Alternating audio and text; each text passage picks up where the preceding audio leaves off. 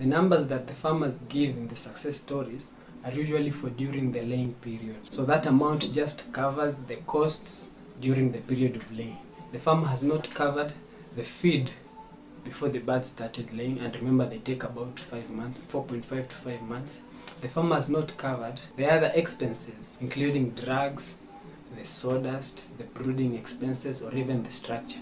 So what I noticed is that it takes quite a long time for the farm to eventually break even, and if you're not careful, it could take you up to 5 years and you've not yet broken even from the startup costs that you used to start your farm.